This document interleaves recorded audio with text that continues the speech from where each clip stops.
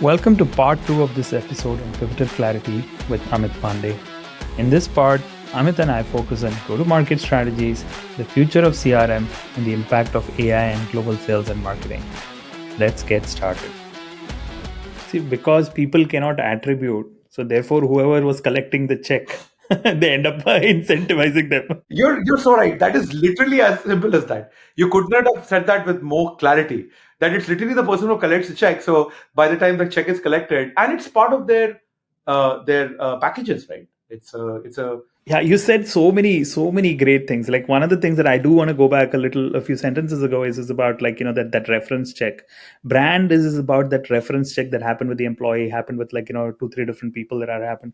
Just about a couple of hours ago, I was chatting with a investor, and then we were having this question about brand and brand. Most people end up thinking of this to be like just pretty images and logos and colors and things like that because mostly it's the design agency who come into it. I end up saying that look, brand is not that. Brand actually considers three things. One is are you able to generate recall, and why are you able to generate recall? And it's not just about generating recall because you can go on the street and then like do weird dances to get attention. So it's not just about getting attention, but it is about ensuring that you get the confidence that yes, someone's looking for a solution, then this particular product can solve for that uh, thing that the customer is looking for. And then also there is trust. So brand is a combination of recall, confidence, and trust. And the most easiest way that gets done, like how you said, is that go and do ref check, right? People are able to do that ref check elsewhere, but they don't think about it in terms of the product. They only think about it saying, oh, in G2 crowd and IDC I have a certain rank. Maybe that has boosted the confidence, but it did not. Did it generate recall? Did it overcome trust? That's not actually thought through. And still the signal seems to be the highest is that people that look like me, if they have gone through this problem and adopted the solution, then those are the people that I want to actually hear from. And that part is not thought through that well, in like just trying to focus on collecting the check, right? And that's where like a lot of those things break down. So My favorite example of brand actually on this is not a tech brand. Okay, so I'll use a slightly controversial brand, but since you mentioned three very interesting words, right? And this is also a brand that I think we should learn from brands outside of tech. This is my constant theme. I think we've discussed this perhaps. If you look at the documentaries, right? How did ISKCON start? ISKCON is a New York registered nonprofit that started in the 60s with the whole backstory of the gentleman who came here from Calcutta. But the niche of the New Yorkers who were essentially Californian archetypes, but in New York, restless, figuring out meaning of life and such, and hanging out in certain cohorts or certain neighborhoods. They were not in the elite neighborhoods. The elite neighborhoods is where people were having sofa discussions with J. Krishnamurti. But where this gentleman who started ISKCON went in was, it started with food. He made food for all these people. Then at some point they gained the confidence, and through song and dance, they took over the streets. So now you have this like iconic kind of movement, which if you are the authorities, you can't exactly shut it down because it's not illegal. The reason I say this is that when you think about it, if someone asks someone else, like let's say you're someone from the hip side of New York, and you ask someone who's a friend of yours who went to NYU and is part of this con, and you said, "So this feels weird and cultish, but what do you guys do?" And if they said, "Well, we get great home cooked food. He tells us great stories. We usually sing and dance, and that's basically it." So what I mean is that if I you strip out all the other color out of that story, right? I just think that a lot of brands today in software, gimmicks aside, right? I mean, gimmicks are sometimes fine, and digital trucks and planes flying in the sky and all are also gimmicks. Now, a blimp in the sky, people see.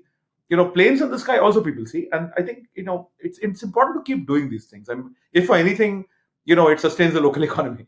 But I really believe that all those like cute green rickshaws and Dreamforce and all this aside, that if you have community in the real world that meets and talks about you, and in kind of a way that harks back to a lot of the things that where we connected maybe 16, 18 years ago, Mobile Monday, bar camps, all of those things.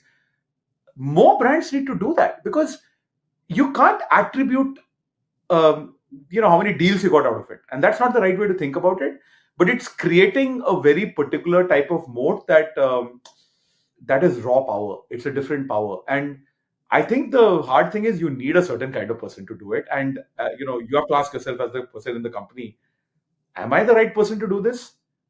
Maybe I need someone else to be this. But I know people call it movement marketing and all that, but I think we need a lot of that, because if digital is so noisy and so over perplexed or googled, and it's sort of gamed in that way, actually just doing something refreshing in the real world is a great way for you to stand out. Yeah, I mean, your Escon example was fascinating. I know we're going into brand, but let me also say like a few more things on brand. One is that um, I actually say that most people think that just the acquisition part or the front part of like building a brand before customer acquisition is what they think is activities that leads to brand, right? So I compare and contrast this really trivial example. I say that like when I go to New Delhi, right, there is a specific place in Lajpat Nagar. People tell me go have momos from Dolma aunties, right? And Dolma aunties momos has been popular for like 20 years, and it took her 20 years of word of mouth to get to a place where everybody is recommending that, right? But on the other hand, if you're like a Samsung, you cannot wait for 20 years. So you put together like an ad budget and maybe hire Abhishek Bachchan and then do this fancy ad and then plaster it on billboard, and then for just so much attention recall value, you will plaster it across like multiple TV channels, and you have very limited time and you have a lot of budget, so you do that. And there is place and value for that. But then, like, after the product is sold, if it breaks and the customer success or like customer support is pretty shitty, then people would have acquired it really fast, but then they will leak that faster, right? But if you had invested in that community that you talked about, invested in getting people to talk about it because they are truly delighted by the experience that they have, because they had great food, sing and dance, then they are going to talk about it, and that is going to sort of create that virtuous cycle as opposed to a vicious cycle, right? So one of the few companies in the world which I think gets brand really right is Apple, because it invests in the 360 degree of the experience. I mean, they have great, like at the acquisition side, create beautiful ads and like billboards and things like that. Great onboarding experience. It is so great that people are willing to wait on a store. I often say that the like if you've gotten your brand right, then your sales pipeline is waiting on your outside of your store. That's a really good way to describe it. And the attribution to the Genius Bar, the product Genius Bar, I actually looked up the numbers one day because I was fascinated by like how much impact it might have on Apple. It's really interesting that customers that use the Genius Bar for support, queries, and understanding how to use the product, there is a major lift. Like we're talking about, like those customers spend 40% more over the lifetime of this. Is a whole I said it to you. It's fascinating. Yeah, and that is the post transaction part, right? I mean, there is pre transaction part, the transaction part, and the post transaction part. So you have to think about brand from a 360 degree perspective, and that is what will lead to like faster buying, better buying, and that's the go to market. I think people kind of miss. I'm going to sort of detour a little bit and bring back to like from an AI conversation. I know we geeked out on brand, but then the related one is one of the things that I often say to founders when they are coming from other parts of the world to the valley. I say that like the first hire should be product marketing. Your thoughts on that? And especially from an AI perspective, right? If you're building AI products, PLG enterprise, what do you think about product marketing there? It used to be a very clear answer for me, that yes, it should be like product marketing, then demand gen. But I also know the challenge is that, you can end up paying 150K in the Bay Area for a bad product marketer.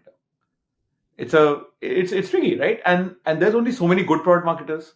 So one of the ways I now think about this is that if you can get a product marketer that is versatile, like that they're also able to start the core of the engine of your content machine.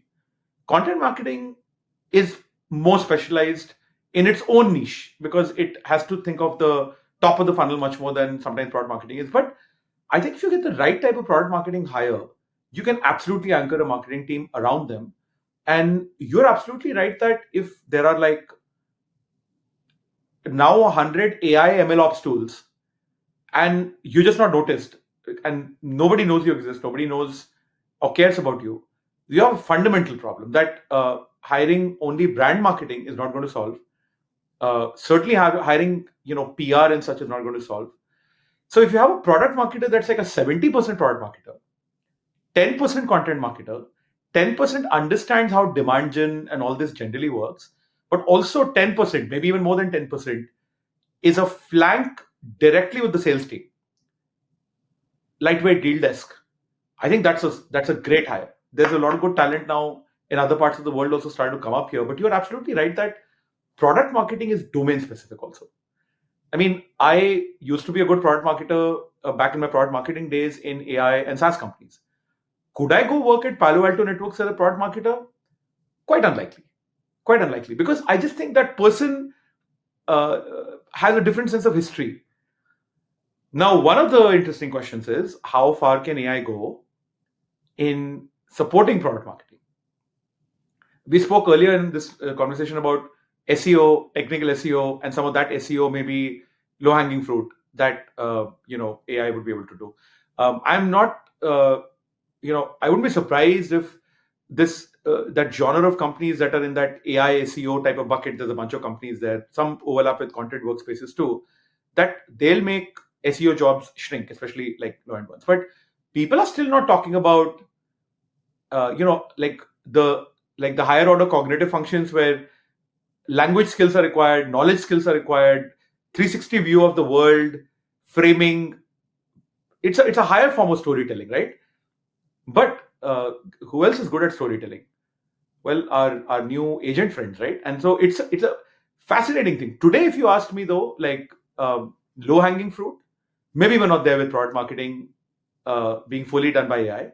I do think that a lot of product marketing work, once institutionalized with the right DNA, you can like empower a product marketer to instantiate more of these constant content instances so that you get your Walmart up and running early. And you and I both know the difference between a company having one great white paper versus 10 great white papers versus 100. At 100, I don't know how many Databricks has, but it's probably like closer to 100 or more than 100, right? People take you very seriously.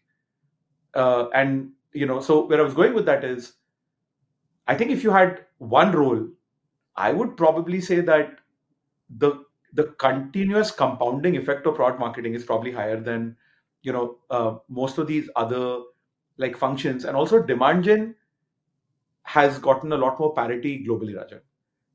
There's great demand gen right now working out of Bangalore, working out of Tel Aviv, working out of like probably Colombia as well.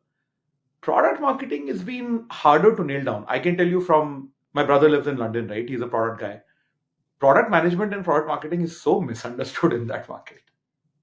So, ironically, Bangalore, Bay Area, and maybe Tel Aviv are probably the best places for product marketers. But the other way I think is always advisors, right? It's a smart tactic. If you get like a couple of people for a couple of hours to get set up and then institutionalize it. But I just think that just like everybody else, as sophisticated and as strategic product marketing is, and it tends to attract a certain type of person and gravity and all that. I think they also have to pull up their socks because at the end of the day, your output. I'll just give a tactical example to close that point. Messaging frameworks, positioning guides, essential guides, first call deck, classic demo. I mean, these are like I've built all these things myself, right, in the past, and these were like you're talking about some of the companies I worked with. These take a lot of effort. Investor decks. It's early days, right? But with Gamma or with like 100 other tools that kind of exist now, I think that product marketing has this interesting inflection moment where so much of product marketing is visual storytelling with a high art of language that you can almost like you can think of a mashup of Pika, Gamma, uh, whatever Claude 5. I think you're going to get something interesting there. Like Very, very different kind of workflows are going to emerge. So, Amit, I want to shift to like a few questions which are like really quick questions. Just say the first thing that comes in your mind, like maybe one of few words. So the first one is, what is the most bizarre use case of AI have you seen? The most bizarre. I think the use case that Reid Hoffman did today morning of talking to his 20-year younger self is a digital twin, but the older version and the younger version is bizarre in an interesting way because I've read enough literature about conversations with future selves and all that. At an industrial like level, I feel that the most bizarre, like interesting ones I've found are the ones where people are like going into like manufacturing in outer space that AIs will supervise AIs to do. Like those are bizarre in a science fiction, yeah, type of way. This is bizarre in a personal identity way. Let me go to the next one. On that one, following up, what is your favorite AI movie? I still think that I've been less captivated by the utopian ones, which are about like functional, but ultimately, human-like relationships versus the more classic dystopian take. So I would say it's still a Terminator 2. It's Terminator 2. So you like the dystopian version or more over the utopian version? It forces us more, and especially because you have two different types coming in from two different generations. So you have good AI, bad AI, and then us in the middle. But Hollywood has driven more dystopian version, which is why I think we have a bigger misconception. Which leads to my next question: what do you think is the biggest misconception around AI that is floating around in 2024? It's already currently at a scary level. I think that's a misconception. I think we forget that the rogue running AI is turning everybody into a safety pin. Um, Before we get to that worry, we have far more just what you would call like sublingual human, uh, stack of human desires and issues that will cause the world to blow up much more. I mean, I think that's the misconception. I think it's a red herring actually. But uh, I also see why different players are taking positions in that game. It's a 4D chess type of thing going on within the bigger players. What is one word that you would use to describe GTM plus AI in future? Manifested.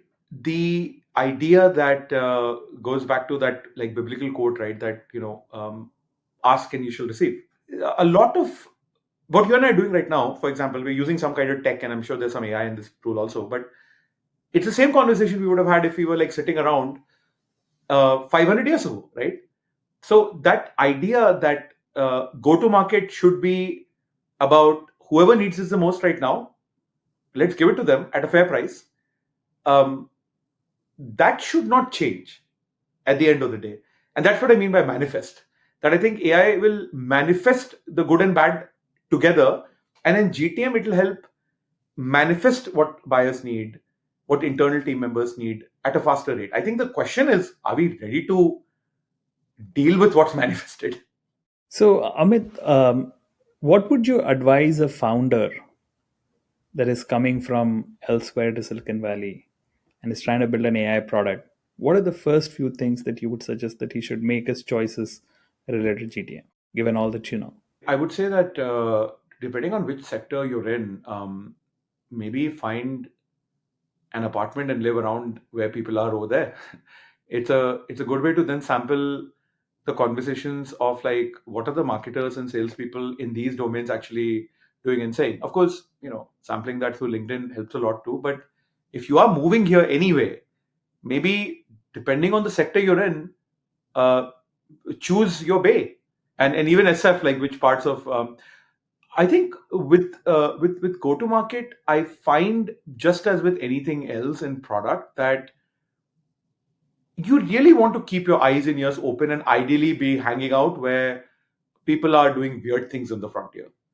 And the one of the reasons I've volunteered, I haven't done much of this last month, but I've been volunteering with the Gen AI Collective. You met some of those guys, and those kinds of like intersecting people and spaces is that you just meet interesting people, weird people. In fact, Menlo Fellow is one of the reasons I joined it as a fellows cohort of people who have founded, about to found, working on it for a while. All that is it's just interesting people.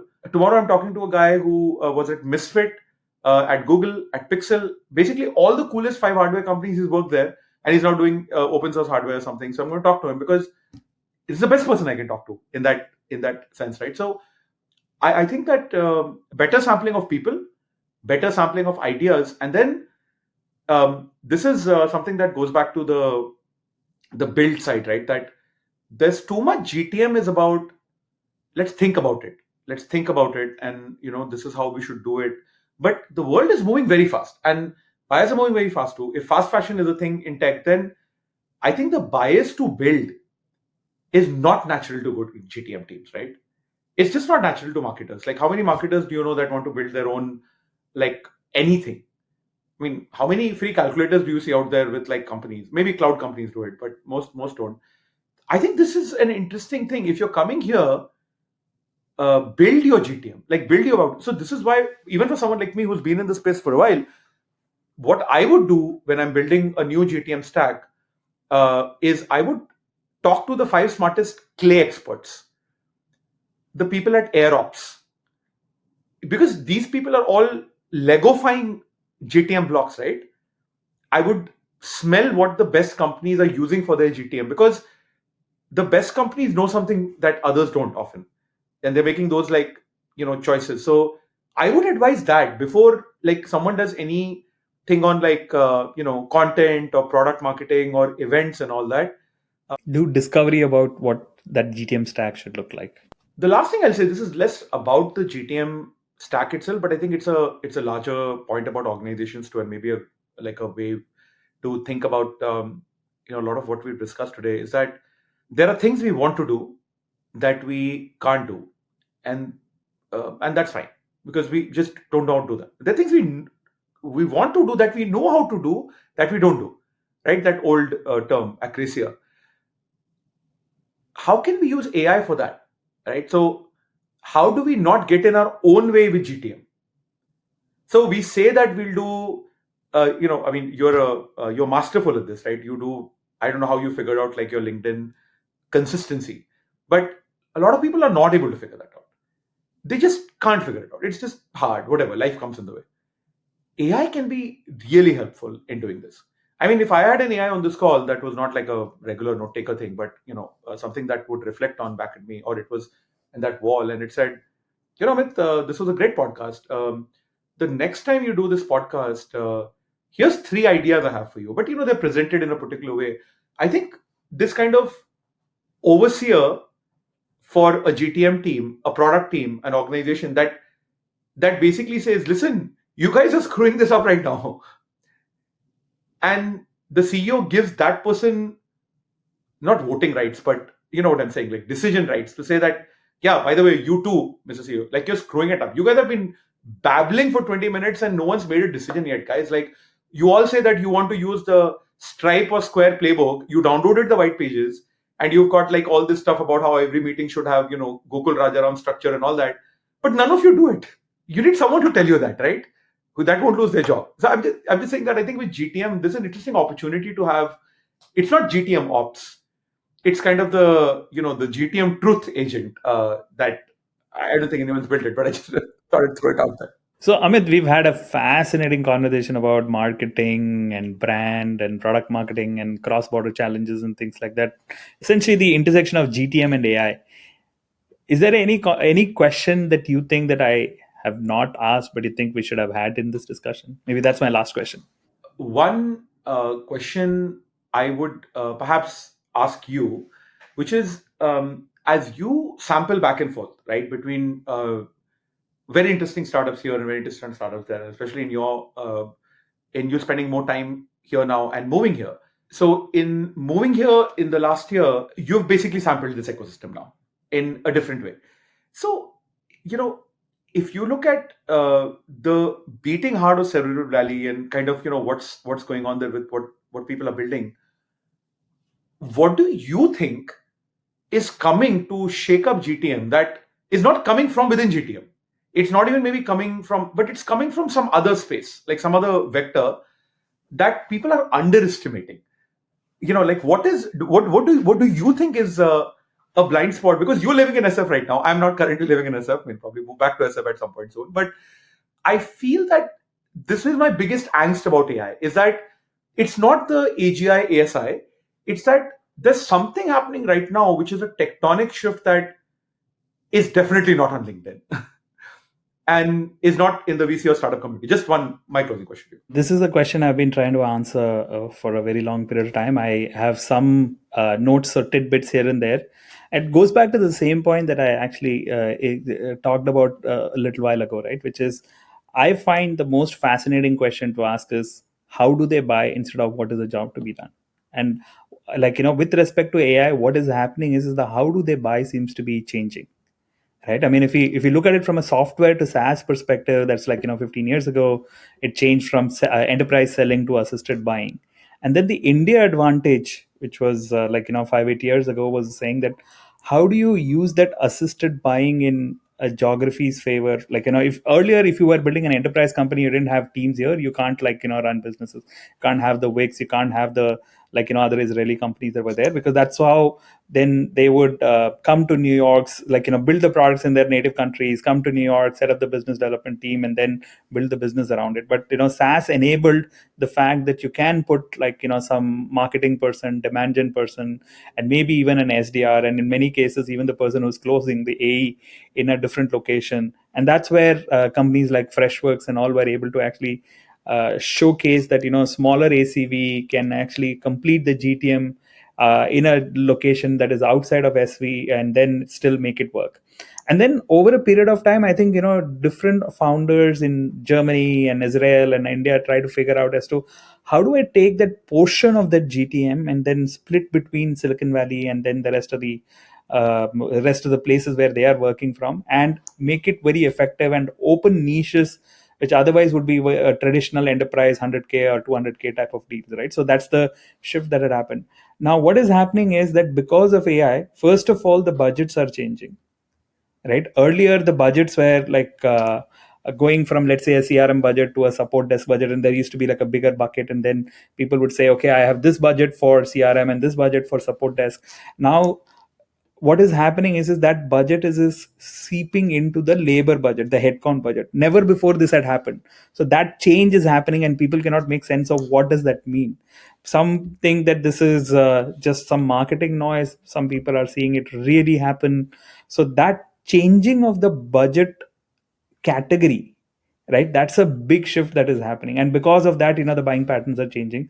Then the second thing that is happening is that whoever establishes a lead in terms of certain pricing model, then the rest of the industry kind of anchors around it, because the easiest way to do pricing is to anchor around something that people already know.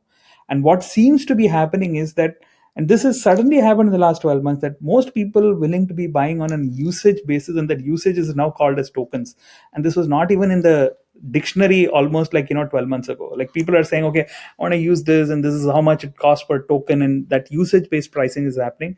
And then that is getting shifted to even outcome based experiments. Nothing major has happened in terms of experimentation around that yet, but outcome based pricing model are being discussed, which means that that is disrupting the whole seed based approach of building and packaging and selling products, right? So these type of small changes are changing how it is getting bought, and that is changing how enterprise team should be structured, whether it is on the PLG side or whether it is in the enterprise side. And what I tell every founder is that it is a great time to be in AI, even if you are building any other business, is that everybody is at ground zero. Now, if you are building a SaaS business today, there is a well understood playbook. There are at least 1,000 people know how to repeat a playbook of getting to 100 mil ARR, right? That's not the case if you are building an AI product, right? So that gives us the opportunity to actually go build products in AI, and then learn that new playbook that is going to emerge, and then understand that how do they buy cycle better for the segments that they're focusing on, and then have a better shot at winning. Like I said, this is only tidbits. I don't have like a good full picture yet, but this is what seems to be emerging in terms of how things are changing, and this can be understood better when you ask the question of how do they buy.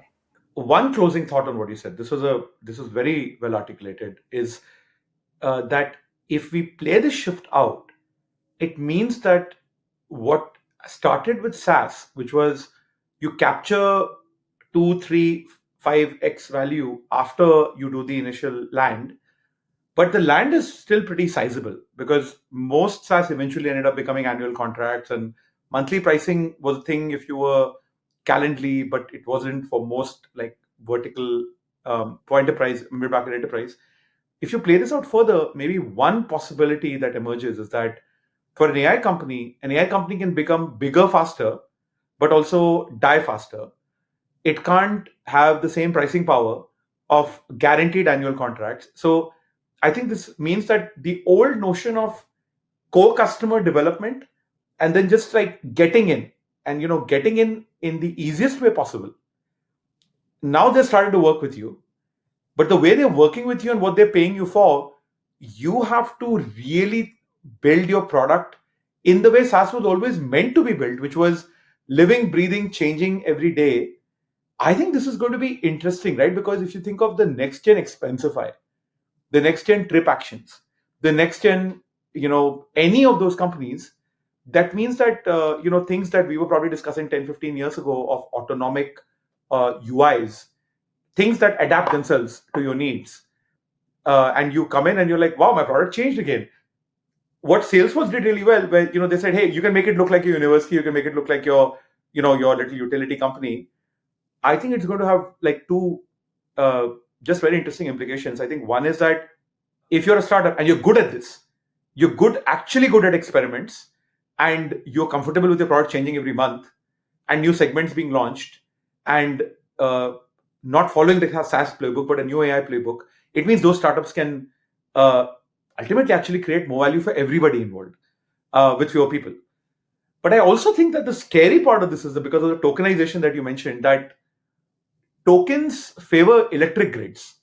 And there are only we have only one electric grid here. If the power went out for you and me, we would both be screwed right now because there's only one. There's no one to complain to. And so I think that there's definitely, it feels like this middle is getting squeezed, right? I think a lot of those startups that were used to heavy venture money, heavy sales teams, slow product development, the big, and they'll get squeezed because the new startups that are AI startups, to your point, that are doing AI product development, AI GTM, they'll be more nimble and they'll just eat everyone from the bottom. And to end this point, it is definitely true that in our careers, of all the waves we've seen, the incumbents have responded much better in this wave. And it's actually great. I don't know what happened, but it's almost like AI energized the Adobes and the Workdays and the Qualtrics's of the world. More than startups. What you said is like, it is going to be easy to get in, but it is going to be very, very easy to get thrown out as well. So you have to earn your keep every day, right? So like what SaaS initially promised. So Amit, this was such a fascinating conversation. It's such a blast recording this podcast. Thank you so much for being on the podcast. Thank you so much, Rajan.